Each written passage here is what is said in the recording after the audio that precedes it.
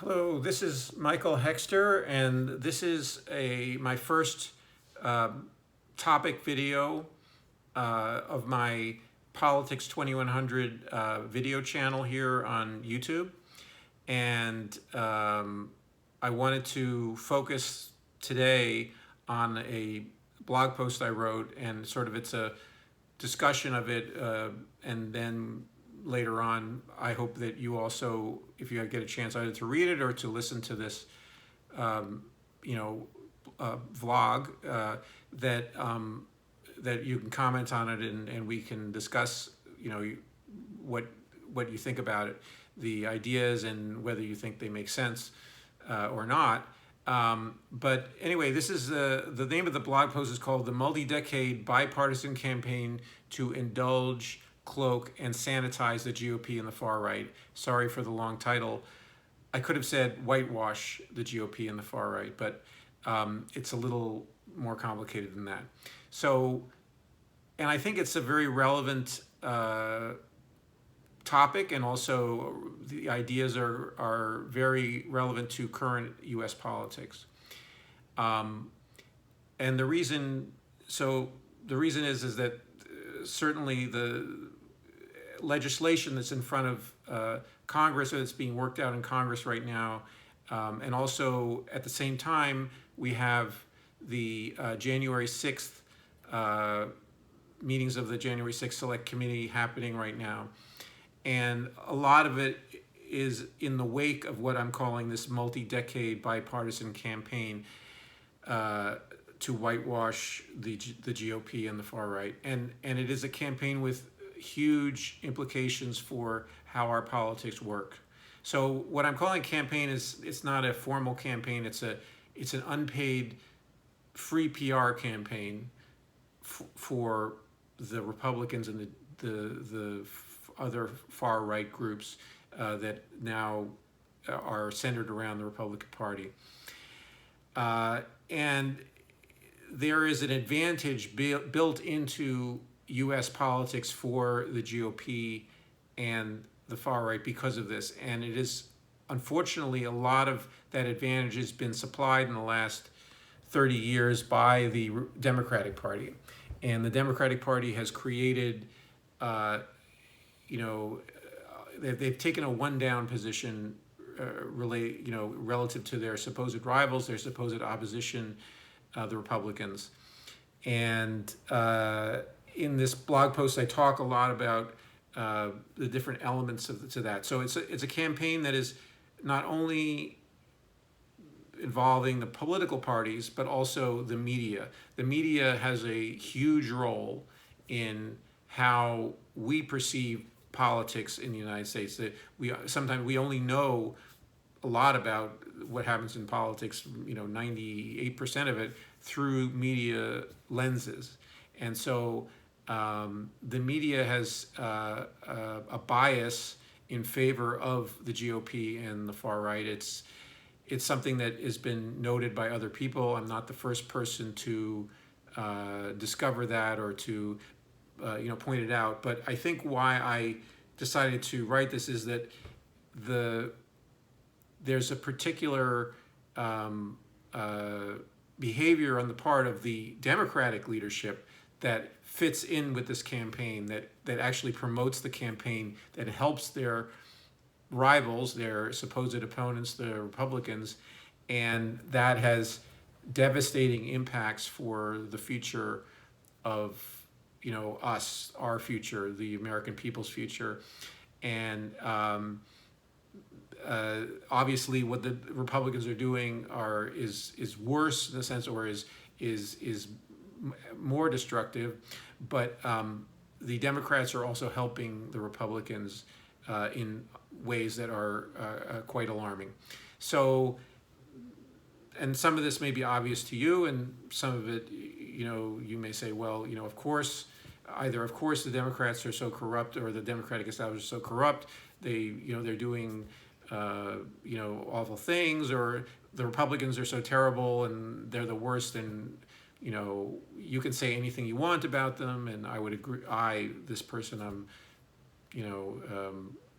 quoting say, yeah, anything goes. But I think it's actually quite precise. When you can be quite precise and quite accurate, and not necessarily hysterically or extremely partisan to discuss this campaign that's going on, and you otherwise, I think, do not understand the behavior, the non-rational behavior of politicians like Joe Biden, and also some of the Democratic leadership. Now, as I wrote this and published it, and also as I'm now video casting about it, I'm hoping that we're at an inflection point, that what I'm observing as this multi-decade campaign is now coming to an end. And to go into some detail about why, I think it's better to read it rather than for me to recite what's in this blog post, which will be in the comments or in the video description. So basically, the Democratic leadership, as of starting with Bill Clinton and through Barack Obama and now Joe Biden, has been favoring or been a vision that is it's wrapped up with the idea of bipartisanship. So the idea that bipartisanship is kind of a religion among politicians, and that they have embraced it as being their mantra as well. In other words, that they think they have to be bipartisan before they're Democrats, and something the Republicans do not do. Okay, the Republicans do not try to be bipartisan before they're Republicans. They just go ahead and be Republicans, 98% of them now in particular. The Democrats now, or the Democratic leadership in particular, is trying to be bipartisan before they're Democrats, okay? And in this case, it has implications for the very, very important infrastructure bill that they're trying to pass, and also for potentially prosecuting, or at least investigating, if not prosecuting, the insurrectionists and the seditionists of January the 6th of this year. So, and this this help from the other side of the aisle, from the Democrats to the Republicans, is not reciprocated at all, and it's not nothing to be proud of for the Democrats. I'm sorry, it's not a sign of their magnanimousness. They're great, that they're wonderful people. It is a betrayal, I think, of the base, a betrayal of their voters, and their own, and even a betrayal of their own professed ambitions. And that's Joe Biden has claimed to want to be the FDR 2.0, or sometimes has thrown out that idea, and including some elements, putting some elements of what we would call a Green New Deal, even though he didn't support a Green New Deal in his campaign, but some progressive legislators who I support have been trying to get him to put more green elements into the infrastructure package. But anyway, the efforts that Biden is making to make it bipartisan as much as possible, even though he's also trying to do other, or through the reconciliation package, they're trying to do more democratic things. But his continual courtship of bipartisanship is extreme, and starting to look, especially, for instance, there was a town hall where Don Lemon of CNN was asking him a question about, what do you think the response of the Republicans will be, and and Joe Biden went on as if he wasn't in touch at all with the reality of Republicans as they are. That he had an idealistic view of the Republicans being ready to compromise and ready to work with him, and that is part of what I'm calling this bipartisan campaign to indulge the GOP, to sanitize the GOP. and it's very, very valuable to the GOP what Joe Biden is doing for them. It's if your opposition puts down its sword, so to speak, and tries to embrace you, you feel like you're the victor, that you're right, we're right all the time, and that's something that even though Joe Biden won the election in November and so forth and so on, he is giving up some of his victory by making these extreme efforts to be bipartisan and not try to be a Democrat first. And so, though, I mean, again, it's a little more complex in that he's done some things that are Democratic, part of the agenda of the Democratic Party. Some of them, some of them are he's done some things which I totally disagree with and I think are wrong in foreign policy. There are other areas as well, but he has made some domestic issues domestic initiatives that are something of a surprise given his previous record. Anyway, so this is also a campaign that is or an informal campaign by the media. Okay, so media, there are two parts of the media. There's the what you call the mainstream media, like CNN, New York Times, Washington Post, all the networks, the big networks, and they are considered to be, they're supposed to be neutral between the two parties. And also, then there's the other part of the media, which is the Republican propaganda channels like Fox News and OANN and Newsmax. So both of them are contribute to this. Obviously the partisan propaganda channels are obviously, it's kind of like commonsensical. Of course, they're doing PR for the Republican Party and particularly for Donald Trump currently, but the also unfortunately the mainstream media that actually Trump was quite they apparently there was a very tense relationship, let's say, or on and off between Trump and the mainstream media, and they felt a lot of his anti-press, anti-free press impulses, and they reported on some of them, but overall this campaign of trying to put new clothes on the emperor, or put to shield, to cloak the worst excesses of the GOP, actually was also applied to Trump during his presidency, even though a good amount of reporting was done, which was some reporting was done which was scandalized by Trump. But overall, you had there was an environment in which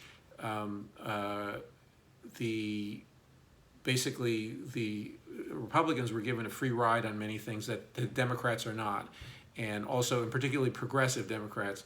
And this is where I consider myself a progressive, and also I think progressivism is essentially the essence of what made the Democratic Party a majoritarian party in the 20th century, and they have frittered it away, or they have been frittering it away, the current leadership, and that